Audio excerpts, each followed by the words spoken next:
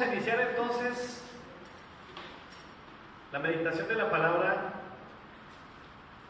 mirando el capítulo 9 del libro de los Hebreos. Muchas gracias. Hebreos capítulo 9, ¿cuántos ya lo tienen? Vamos a hacer la lectura. El Señor me ha puesto a mí como en ese sentir de que podamos tomar el texto sagrado y podamos tener lectura de la porción más generosa posible, ¿sí? Que podamos en lo posible hacer que nuestro mensaje tenga la mayor carga bíblica posible y este tiempo sea propicio para que la leamos como el pueblo del libro, el pueblo de Dios que cree que la Biblia es su palabra, la palabra del Señor. Quiero que leamos juntos entonces Hebreos capítulo 9, que dice en su primer versículo, y seguimos toda la lectura: ahora bien, aún el primer pacto tenía ordenanzas de culto y un santuario terrenal, pues el tabernáculo estaba dispuesto así. En la primera parte, llamada el lugar santo, estaban el candelabro, la mesa y los panes de la proposición. Tras el segundo velo estaba la parte del tabernáculo llamada el lugar santísimo. Allí había un incensario de oro y el arca del pacto cubierta de oro por todas partes, en las que había una urna de oro que contenía el maná y la vara de Aarón que reverdeció y las tablas del pacto. Sobre la urna estaban los querubines de la gloria que cubrían el propiciatorio. De estas cosas no se puede hablar ahora en detalle. Así dispuestas estas cosas, en la primera parte del tabernáculo entran los sacerdotes continuamente para cumplir los oficios del culto. Pero en la segunda parte entra solo el sumo sacerdote una vez al año, llevando la sangre que ofrece por sí mismo y por los pecados de ignorancia del pueblo. El Espíritu Santo da a entender con esto que aún no se había abierto el camino al lugar santísimo, entre tanto que la primera parte del tabernáculo estuviera en pie, lo cual es símbolo del tiempo presente, según el cual se presentan ofrendas y sacrificios que no pueden hacer perfecto en cuanto a la conciencia al que practica este culto, ya que consiste solo en comidas y bebidas de diversas purificaciones y ordenanzas acerca de la carne, impuestas hasta el tiempo de reformar las cosas.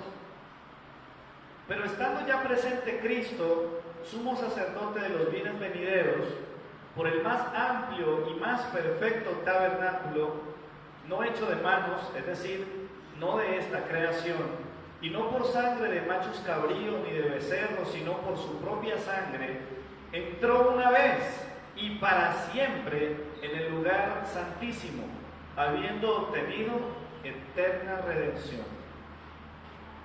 Versículo 13: porque si la sangre de los toros y de los machos cabríos y las cenizas de la becerra rociadas a los impuros santifican para purificación de la carne, ¿cuánto más la sangre de Cristo, el cual mediante el Espíritu Eterno se ofreció a sí mismo sin mancha a Dios, limpiará vuestras conciencias de obras muertas para que sirváis al Dios vivo?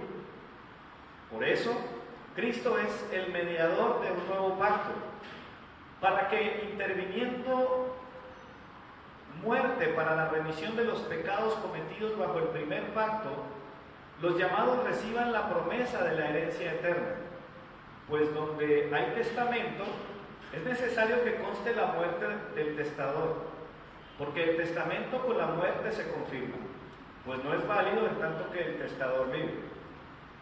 De donde ni aún el primer pacto fue instituido sin sangre, porque habiendo anunciado Moisés todos los mandamientos de la ley a todo el pueblo, tomó la sangre de los becerros y de los machos cabríos con agua, lana escarlata e hisopo, y roció el mismo libro, y también a todo el pueblo, diciendo: esta es la sangre del pacto que Dios os ha mandado. Además de esto, roció también con la sangre del tabernáculo y todos los vasos del ministerio. Y según la ley, casi todo es purificado con sangre, y sin derramamiento de sangre, dígalo fuerte, no hay remisión, o dicen en otras traducciones, no hay perdón de pecados. Versículo 23. Fue pues necesario que las figuras de las cosas celestiales fueran purificadas así, pero las cosas celestiales mismas, con mejores sacrificios que estos, porque no entró Cristo en el santuario hecho por los hombres, figura del verdadero, sino en el cielo mismo, para presentarse ahora por nosotros ante Dios. Y no entró para ofrecerse muchas veces, como entra el sumo sacerdote al lugar santísimo cada año con sangre, ¿qué dice allí? Con sangre ajena. De otra manera le hubiera sido necesario padecer muchas veces desde el principio del mundo. Pero ahora, en la consumación de los tiempos, se presentó, dígalo fuerte, una vez y para siempre por el sacrificio de sí mismo, para quitarle en medio el pecado. Y de esta manera que está establecido para los hombres que mueran una sola vez y después de esto el juicio.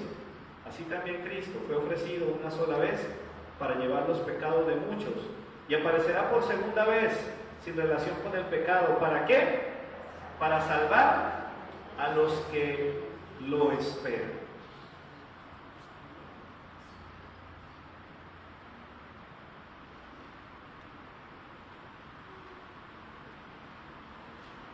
Este es un texto muy interesante. Si usted quiere tratar de encontrar la armonía del Antiguo Testamento con el Nuevo Testamento, porque hay gente que dice, no, el Antiguo Testamento ya no sirve. Algunos dicen, no, eso del Antiguo Testamento, eso es bien raro, ese tema del tabernáculo, como así que lugar santo sacrificio, ese poco de cosas ahí mentiras. Hay gente que considera que eso no es importante, pero la importancia de estas cosas sigue vigente. La importancia de esas cosas sigue vigente, ¿por qué? Porque fueron un anticipo de lo que había de venir.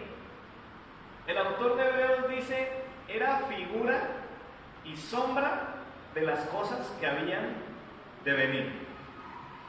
Era como un molde. El molde en sí mismo no tiene valor si no se aplica el elemento o el metal con el que finalmente usted obtiene algo precioso. Y la sombra nunca va a sustituir la realidad. Yo tengo una sombra, bueno, en este espacio pues no tenemos mucha luz y la poca que hay, deja ver, es una cosa difuminada. Pero esencialmente todos han visto su sombra. ¿Amén? ¿Todos la han visto alguna vez? ¿Ustedes han puesto a mirar su sombra? Hay gente que practica boxeo con la sombra. Con todo, la sombra no es usted, pero hay algo de usted ahí reflejado. Si usted está, su sombra está. ¿Estamos hasta ahí bien? El escritor de Hebreos, inspirado por el Espíritu Santo, afirmó que hay cosas del Antiguo Testamento que son entonces figura y sombra. ¿Ok? El Antiguo Testamento para nosotros, el sistema de sacrificios, todo lo que leímos, que para algunos de pronto resultó ser un poco confuso, ¿sí?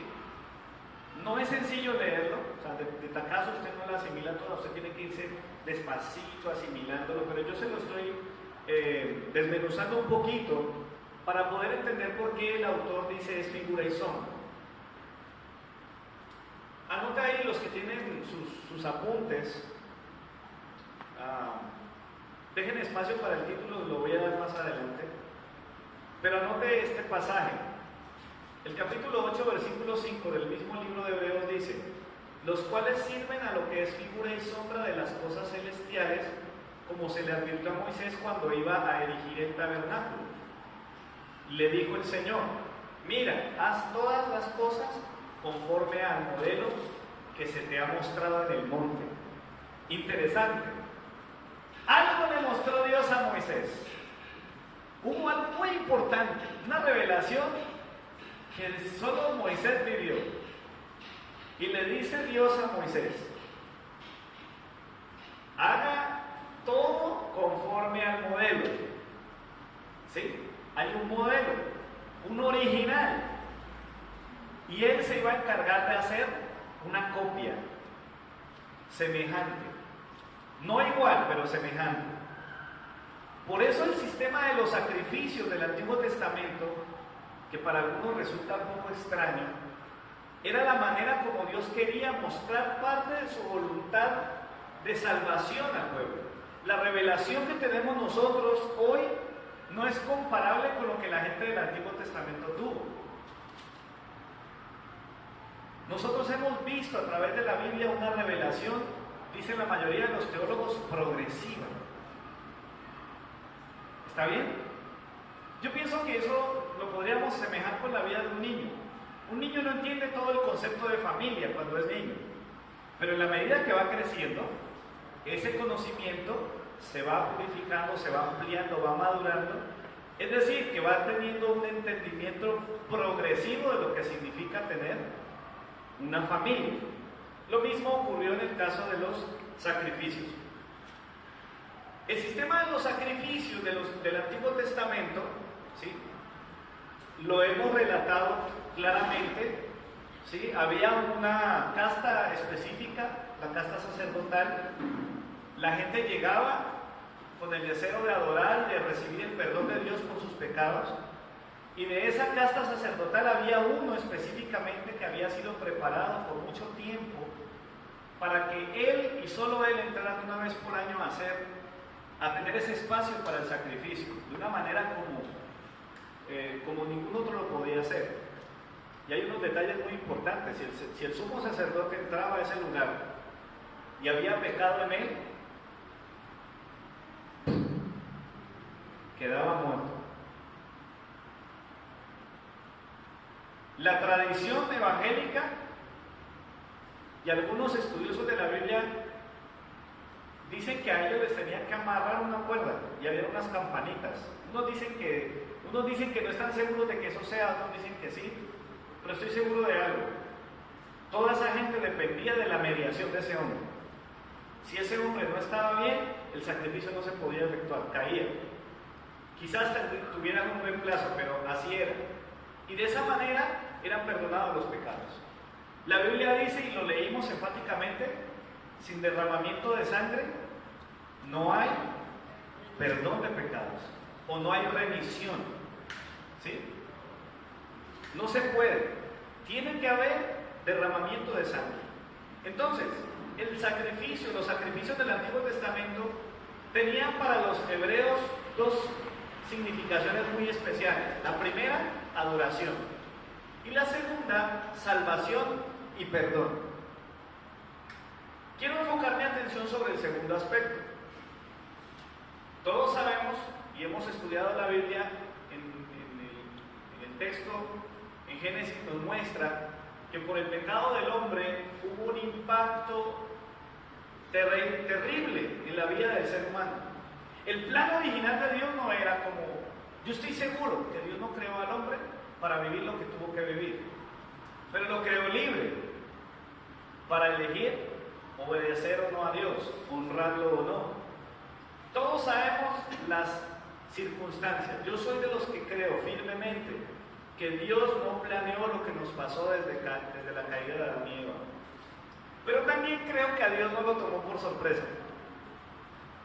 ¿Cuántos saben que a Dios nada lo toma por sorpresa?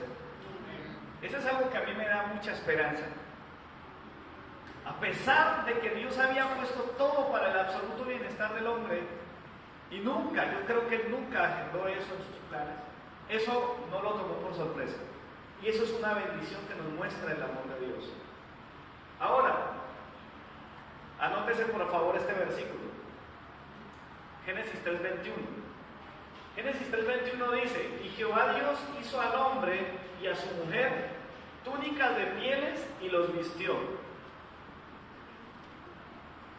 Adán y Eva caen en el pecado, Dios los confronta, se encuentra con ellos, y Dios mismo, es Dios el que toma la iniciativa de cubrir la desnudez de Adán y Eva.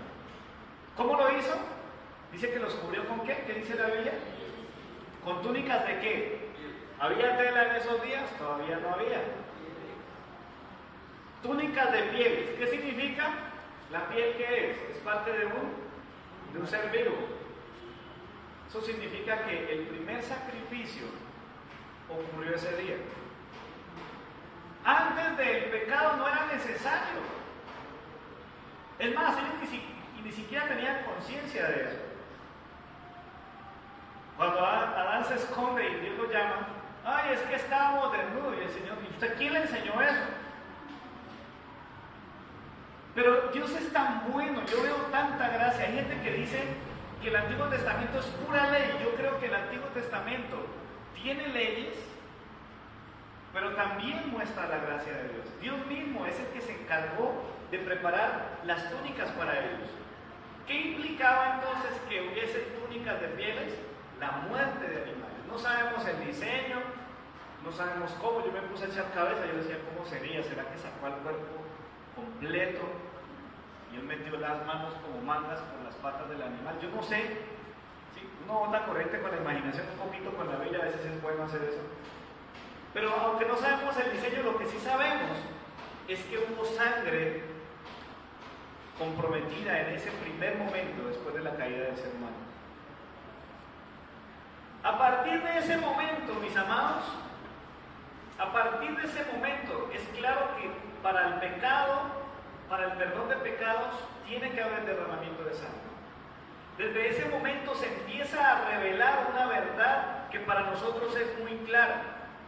O sea, para nosotros, cuando nosotros hablamos de Cristo, ahorita cantábamos a Dios y decíamos, al contemplar tu obra en la cruz, tanto amor derramado y todo por mí, y hablamos de la sangre de Cristo, tú y yo lo entendemos hoy de una manera que es grandiosa. ¿Amén? ¿Cuántos saben que la sangre de Cristo fue derramada por su pecado?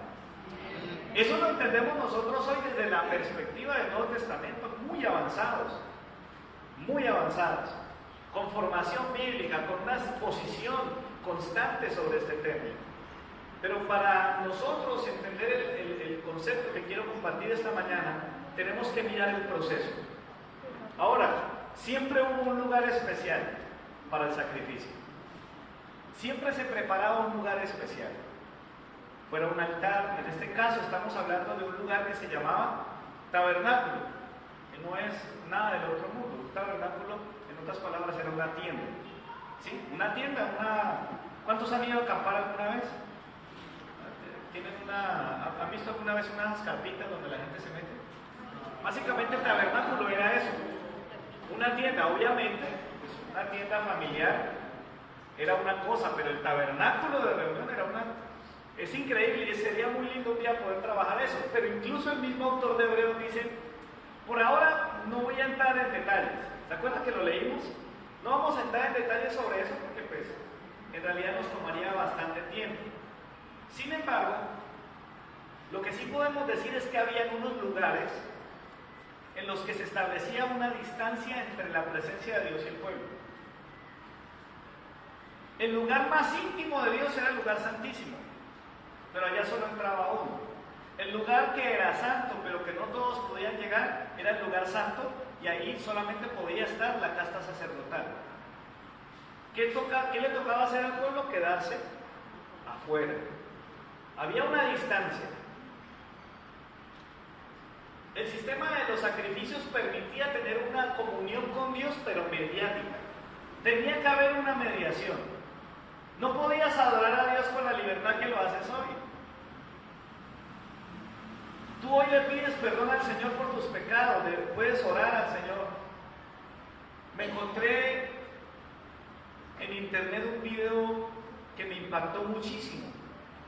Al parecer un narcotraficante brasileño había sido abatido y en el video lo muestran a él herido, parece que le dispararon o no sé, lo cortaron, él estaba sangrando por su cuello y había gente alrededor de él murmurando, es que sea traficante, bien hecho, eso se lo merece.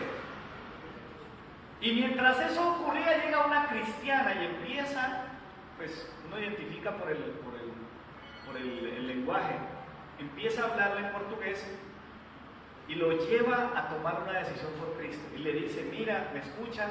Aprieta mi mano si me escuchas. Sí, mira, yo te quiero decir algo, Jesús te ama y a pesar de lo que has hecho y todo esto, y le empieza a hablar. Aceptas a Cristo, pídele perdón a Dios por tus pecados, oró por él, lo acompañó en una oración pidiéndole perdón a Dios por sus pecados. Tú y yo que estamos en este tiempo podemos creer en el nombre de Jesús que si ese muchacho lo hizo de corazón, de verdad, aunque le dedicó toda su vida al pecado, si él entregó su corazón, si él creyó en Jesucristo, recibió su salvación. Amén. ¿Por qué creemos esto? Porque lo que en el Antiguo Testamento era una sombra y una figura que no era muy clara, y dice el escritor de Hebreos, no podía hacer perfecto al pecador, no podía quitar el pecado, solamente lo cubría con sangre. Ahora con Cristo es posible. ¿Cómo podemos nosotros creer que el muchacho del relato que les acabé de hacer era posible? Solamente por la sangre de un cordero especial. Por favor, coloque el título del mensaje. Estamos hablando de una serie que se llama Dar razón de nuestra esperanza. La razón de esta mañana es que en Cristo tengo al Cordero que quita mi pecado. En Cristo tengo al Cordero que quita mi pecado. ¿Cuántos tienen al Cordero que quita el pecado? Amén. Él quita tu pecado. Cuando tú ejerces tu fe en Él, no solo cubre el pecado. En el Antiguo Testamento, la idea de la expiación, que es un concepto teológico que se puede profundizar, significa cubrir. Nuestro pecado nos aparta de Dios, y el sacrificio cubría de manera temporal con la sangre de una víctima el pecado tuyo y mío. Si estuviéramos en el Antiguo Testamento funcionaría así, pero tenía que hacerse constantemente.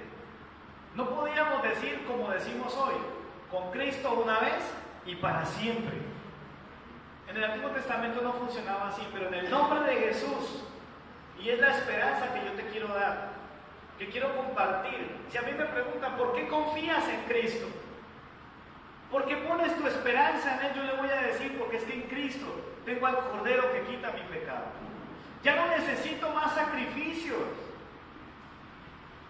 No tienes que hacer nada más, no tienes que esperar, uy, vamos a ver si el otro año vivo para contar la historia. No, en Cristo tenemos no solamente la experiencia de la expiación, porque ciertamente se realiza.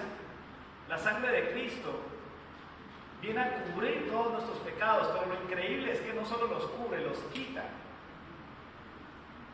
Se manifiesta Dios. Y si usted nota, todo el tiempo el que tomó la iniciativa fue Dios. Amén. En Génesis, cubriendo con túnicas de pieles a Adán y a Eva, ¿quién tomó la iniciativa? Dios.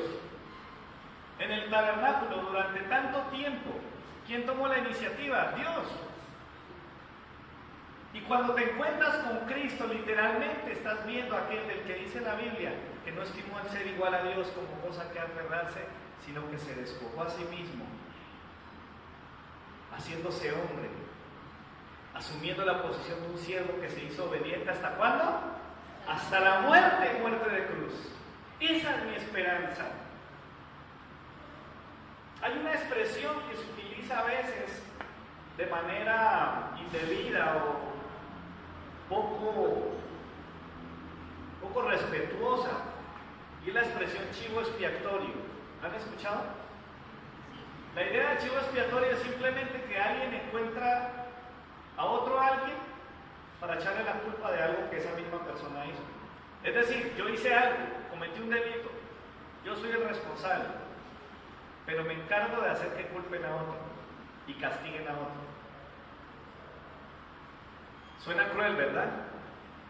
Pero lo maravilloso del mensaje del Evangelio es que aunque tú y yo éramos los culpables, ¿cuántos saben que éramos culpables? Aunque tú y yo éramos los culpables, todos los delitos, las transgresiones, la rebelión la cometimos nosotros, fue cargada sobre otra persona. No le echamos la culpa a Cristo, esa es la única diferencia, por lo cual yo digo que no es la aplicación que el mundo le da.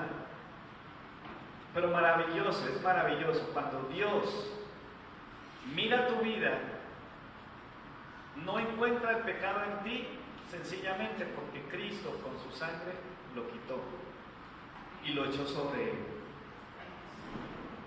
Usted puede darle un aplauso a Jesús por eso. Amados, la obra de Cristo es perfecta. Es absolutamente perfecta, no tiene un solo error. Por eso el autor de Hebreos insiste en decir, mire, lo mejor estaba por venir. Lo anterior tenía que reformarse. Y dice al final del capítulo, creo que es el 8, dice, cuando algo nuevo llega, por lo general lo anterior tiende a desaparecer. ¿Cuántos todavía tienen un celular panela de esos? Es que ya no me acuerdo la serie de antes. Había unos Nokia grandísimos, panelísimos. No, ese es pequeño. Se me olvidó la referencia, pero eran grandes y pesados, como un teléfono de esos inalámbricos de la casa. 2550, bueno, uno de esos. ¿Sabe qué pasó con esos celulares? Llegaron los nuevos, más modernos. En una época eran más pequeños, ¿no? Eso fue increíble, pasamos de los grandes a los pequeños y ahorita volvimos a los grandes y a los más grandes. Ya usted no ve a nadie andando con eje camastrón aquí. Nosotros deberíamos hacer lo mismo, ¿sabe? Yo conozco cristianos que viven una vida en la que yo no sé cómo lo conciben, pero pareciera que siguen creyendo en los sacrificios humanos. Hay gente que le sirve a Dios tratando de purgar sus culpas. Hay personas que diezman tratando de purgar sus culpas. Y estoy hablando de cristianos. Son los mismos cristianos que cuando ven a una persona de la tradición subiendo un cerro, dándose golpes con cosas, dicen, ay, es que ellos no conocen al Señor. Pero tú y yo no tenemos necesidad de hacer nada para impresionar a Dios. No podemos. No podemos ocultar nuestro pecado. Pero si tenemos a Cristo, tenemos al Cordero que lo quita, desaparece, no está más. Ese es el milagro de la salvación. Esa es la razón de mi esperanza. Ya no hablamos de figuras, ya no hablamos de sombras, hablamos de la realidad trascendente que hace posible nuestra adoración a Dios y al mismo tiempo nuestra salvación eterna. Me alegra muchísimo que la semilla que Carolina sembró en el corazón de Cristian haya germinado de la manera que lo hizo. Y le pediré al Señor con todo mi corazón que te mantenga firme en la decisión que has tomado. Pero escucha, yo no sé a quién le pueda estar hablando el Señor en esta mañana, pero aún si tú te sientes que te has apartado del Señor, aún si tú sientes que quizás, Él decía ahora, quizás yo no tomé a Dios tan en serio. Yo venía a la iglesia, pero quería también rumbear. Yo venía a la iglesia, pero también quería tener placeres terrenales. Pero ahora ha tomado una decisión. No sé si tú estás del lado de aquellos que todavía no se sabe si son o no son. La tibieza es peligrosa. La Biblia habla claramente que Dios te prefiere frío. O sea, Dios prefiere verte pecador y anhelar que te entregues a Él. O prefiere verte cristiano, apasionado, hirviendo por Él, de pasión, de amor por Él, y no verte ahí tibio, como que a veces sí, como que a veces no. Este mensaje va para todos nosotros. Si estás perdido, si tú nunca le has entregado tu vida al Señor, a veces me gusta predicar estos mensajes, sobre todo cuando hay jovencitos que han nacido en el Evangelio, entre comillas, ¿no? Luis Alejandro, Estefanía, Leandro, Juan Esteban, Jorge Daniel, Linda. Algunos podrían creer que son cristianos por el hecho de que su mamá, su papá son cristianos. Pero si ustedes no creen en el sacrificio del Cordero que fue inmolado, que fue sacrificado en la cruz, si ustedes no le entregan su vida al Señor, si ustedes no le piden perdón a Dios por sus pecados, para que la sangre de Cristo los cubra y quite su pecado, no van a tener salvación, no van a tener perdón. Aunque vengan a la iglesia, aunque sus papás sean cristianos, aunque lean la Biblia, tienen que entregarle su vida al Señor. Todos tenemos que hacerlo. Solo así hay esperanza. De lo contrario, todo el tiempo será angustia y una indecisión constante. Parece que sí, yo como que sí le creo al Señor, pero al mismo no. Es que hay cosas que puedo hacer para Dios, pero hay cosas que no quiero hacer. Es que hay cosas que quiero tomar y hay cosas que no quiero hacer. Hay cosas que quiero dejar, que Dios me está pidiendo, y hay cosas que no quiero dejar. Mira, Dios te amó tanto que entregó el sacrificio perfecto. Cristo hace las veces de sumo sacerdote. Es que esto es increíble. Ya no es un hombre que podía caer muerto ante la presencia de Dios por su propio pecado. No, ahora es Cristo perfecto, puro, y se presenta a sí mismo ante su Padre. Y cuando tú llegas con tus pecados, cuando tú y yo a veces nos sentimos mal con el Señor, ¿cuántos a veces se han sentido mal con el Señor porque saben que le fallaron? Yo también, muchas veces. Cuando yo me acerco a mi Padre me siento apabullado y yo no sé cómo, a veces ni siquiera sé cómo subir al altar a adorar. A veces la pienso cuando voy a predicar porque yo sé que hay cosas en mí que todavía no les son agradables. Mi esperanza es que esto es verdad. Que cuando yo me presento ante mi papá, ante mi Rey Celestial, entre él y yo hay alguien cubierto, bañado en sangre. Jesús, el Cordero inmolado, sacrificado, entregado. Es aquel que quita mi pecado. Y es cuando yo me presento ante mi Padre, Él no me mira a mí directamente, Él me mira a través de la sangre del Cordero. Por eso tengo esperanza, y la esperanza para ti. Toma la decisión hoy, deja que el amor de Dios te cubra. Permite que el amor de Dios te cura. Es que mira, ojo, escucha esto. Vean, dígale a su vecino, pongan cuidado a lo que van a decir, que creo que es importante. Vean, si esto no es verdad en su vida, no es posible que usted le hable a otro. ¿Sabe qué creo yo? La muchacha que le habló al traficante brasileño, agonizante, y le invitó a recibir a Cristo, y ese muchacho entregó su corazón. Estoy seguro que esa mujer no pudo haber hecho lo que hizo si no lo cree ella también. Si ella no cree de verdad que la sangre de Cristo nos limpia de todo pecado, 1 Juan 1:9 dice eso. Si ella no cree eso, ¿para qué se arrima a ese hombre? ¿Para qué pasa, digámoslo así, el ridículo? Los demás creían, ese se lo merece. Y le digo aquí entre nos, ese muchacho merecía morir. Pero tú y yo también.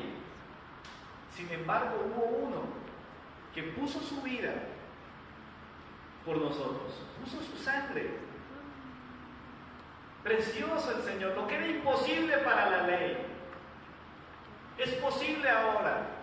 Mire, es algo tan real que incluso el autor de Hebreos dice, mire, lo que pasaba antes era bastante superficial, porque era como rociado, como salpicado. Esa sangre se rociaba, se salpicaba, untaba las cosas por encima, pero dentro no llegaba esa sangre no tocaba el interior ni de las personas ni de las cosas.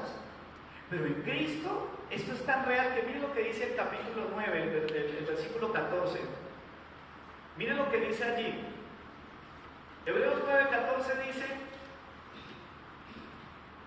leámoslo desde el 13 para poder tener la idea completa. Dice, porque si la sangre de toros y de los machos cabríos y las cenizas de la becerra rociadas a los impuros santifican para la purificación de la carne, cuánto más la sangre de Cristo, el cual mediante el Espíritu Eterno se ofreció a sí mismo sin mancha a Dios, limpiará ¿qué cosa? Vuestras conciencias de obras muertas para que sirváis a Dios vivo. O sea, si esa sangre animal que a duras penas tocaba el exterior de las cosas y eran purificadas, hizo tanto, imagínense todo lo que puede hacer Cristo. Por eso yo soy de los que creo, aunque la gente diga que no, que Garavito y cualquier criminal, el peor de todos los que usted se imagine, los tipos que mandaron los guerrilleros que mandaron el tema de lo que pasó aquí en Cauca, todos los que planearon eso, la muerte de los infantes como víctimas del conflicto armado, todos ellos si se entregan al Señor, así a usted no le parezca, así a usted no le parezca justo. ¿Cómo puede ser que una persona que ha vivido toda su vida en pecado, de un momento a otro Dios lo perdona?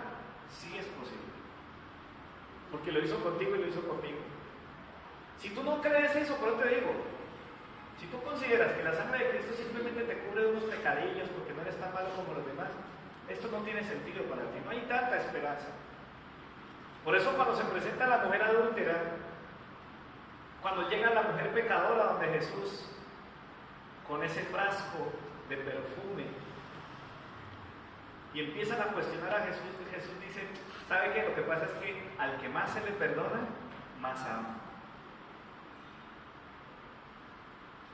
Por eso amo a mi Cristo, por eso le amo, por eso le sirvo, por eso predico lo que predico. Miren, usted va a notar algo y quizá ya algunos hasta lo hayan hablado entre ustedes. Mis mensajes son enfocados en Cristo. Los tiempos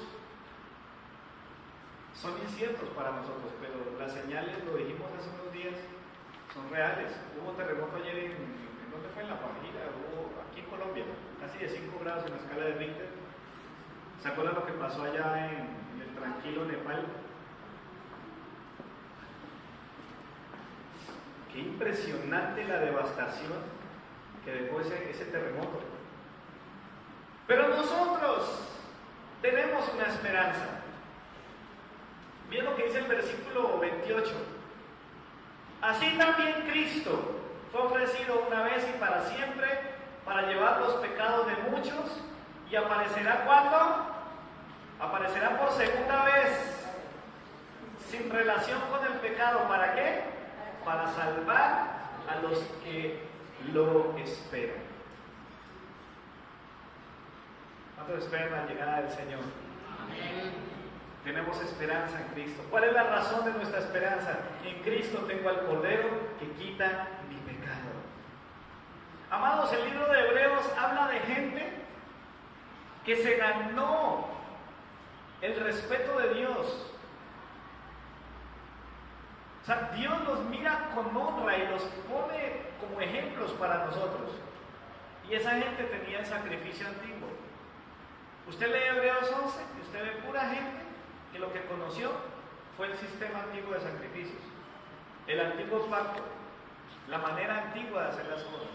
Si esa gente honró a Dios con su vida, con su fe, y Dios mismo da testimonio de ellos, y muertos aún siguen hablando, ¿cómo no vamos a hacer nosotros, amados?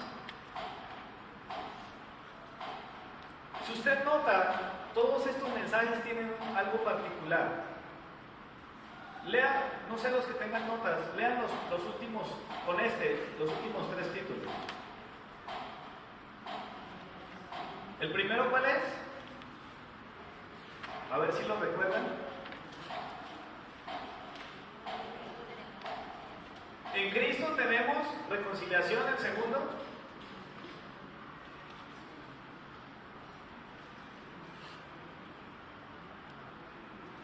A ver, ¿quién tiene la nota ahí? No. En Cristo. A ver, por favor, muchachos. ¿Tengo al Padre? Exactamente. En Cristo tengo al Padre. En Cristo, ojo que todos los mensajes han empezado con esto. En Cristo tengo reconciliación. En Cristo tengo al Padre, y hablábamos la semana pasada que a todos los que le recibieron, a los que creen en su nombre, les dio potestad de ser hechos hijos de Dios. Y hoy estamos diciendo que en Cristo tengo al Cordero que quita mi pecado. ¿Qué tienen en común todos los mensajes? En Gálatas capítulo 2 versículo 20 dice, si ya no lo encontró, lo anota en su libreta. Con Cristo estoy juntamente crucificado, y ya no vivo yo, mas vive Cristo en mí. Y lo que ahora vivo en la carne, ¿lo vivo en qué cosa? en la fe del Hijo de Dios, el cual me amó y se entregó a sí mismo por mí. Aquí el punto no es agregarle fe al asunto. Tiene que ser en la fe. En la fe. No es póngale fe, es en la fe. O sea, usted tiene que vivir en fe. O sea, esto no se resuelve con una píldora. Esto se resuelve únicamente en la fe que usted tiene en el Hijo de Dios. Y es ahí donde el Cordero que quita el pecado del mundo hace efectivo el milagro. Nuestra culpa fue sobre Él. Hemos tocado varios términos teológicos importantes. Expiación, que es cubrir, ¿sí? En el caso del Antiguo Testamento, cubrir con sangre de animales, pero ahora nuestros pecados han sido expiados y quitados por la sangre de Cristo. El precio de nuestra redención. Cristo pagó el precio por nuestra libertad. Redención se puede semejar con la figura de un secuestrado. Y su familia tiene que pagar un precio para que esa persona que es de su familia la libere. Eso es redención. Amén. Y cuando la Biblia dice que Cristo llevó sobre sí nuestro pecado, estamos hablando del vicariato de Jesús, la muerte vicaria de Cristo. Significa que en esa cruz quien debía morir no era Él. ¿Quién era? Dígalo con toda su convicción. Era yo. Era yo el que tenía que morir ahí. Por eso tengo esperanza. Por eso tengo salvación. Quiero concluir con lo siguiente, mis amados.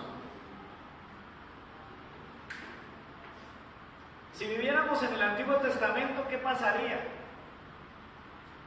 Estaríamos agarrados, teníamos que vivir sujetos a un sistema de sacrificios que era limitado. ¿Sí? Esperar al año que viene a ver cómo nos va.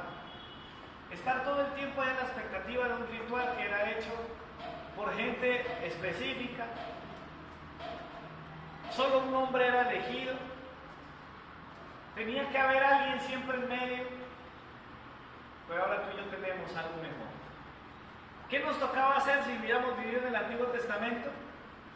Nos hubiera tocado confiar en que Dios aceptaría el sacrificio de la sangre. O sea, nos tocaba decir, uy, ojalá que Dios lo acepte, ojalá que Dios lo acepte. Ojalá que no caiga muerto el sumo sacerdote. Y si nos va bien, preparémonos para el próximo sacrificio.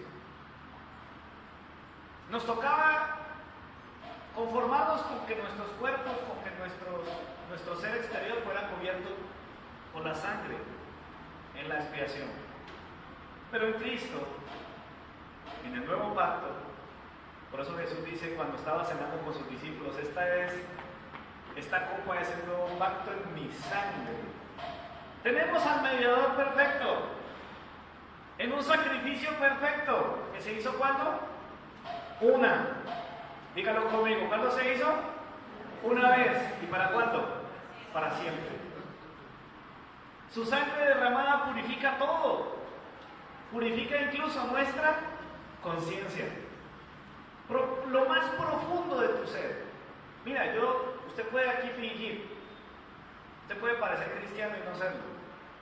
Pero aún así, aún si su conciencia todavía no está clara, la sangre de Cristo la puede purificar.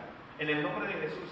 Y declaro en el nombre de Cristo que quien crea esto va a vivir un milagro. Eso fue lo que me salvó a mí. Mi mamá se preguntó muchas veces, yo no entiendo a qué usted se volvió cristiano. Es que la sangre de Cristo me cubrió y me quitó mi pecado. Algo pasó en mi conciencia, yo no pude volver a ser igual. La Biblia declara en Romanos 6:23, porque la paga del pecado es muerte, mas la dádiva de Dios es vida eterna en Cristo Jesús. Así como el traficante brasileño. ¿Se acuerdan de la historia de la cruz? ¿Se acuerdan que uno de los que estaba crucificándose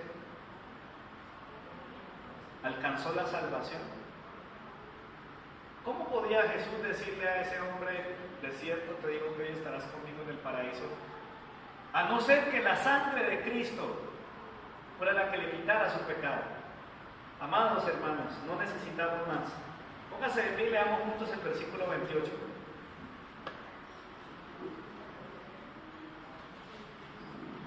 Quiero pedirle al grupo de alabanza que se prepare, vamos a terminar adorando al Señor. No hay necesidad de llamar a Martín, hago la aclaración para que se preocupe. Quiero invitarlo para que juntos leamos el versículo 28 de Hebreos 9.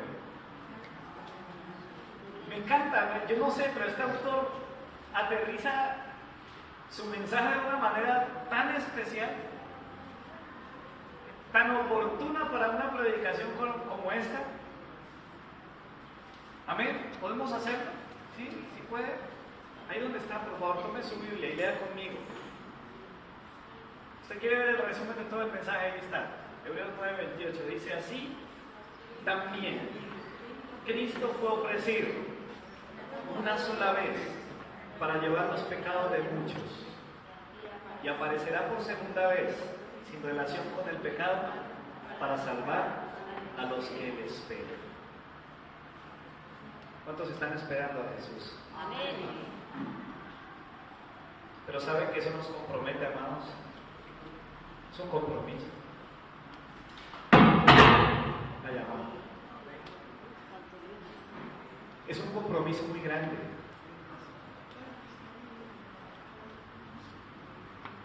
Yo me pregunto si tú habrías hecho lo que hizo aquella mujer en Brasil.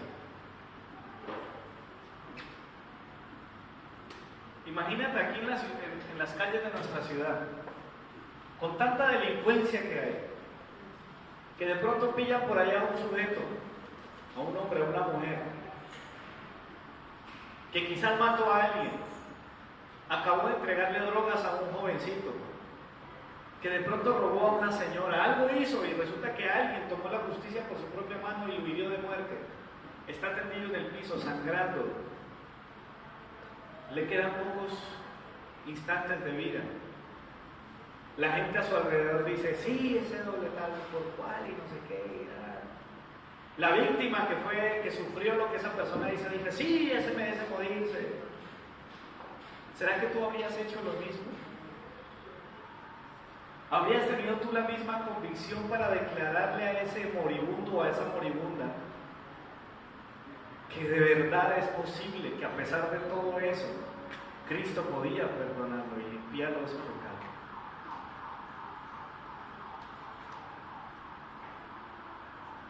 Piensa por favor en eso.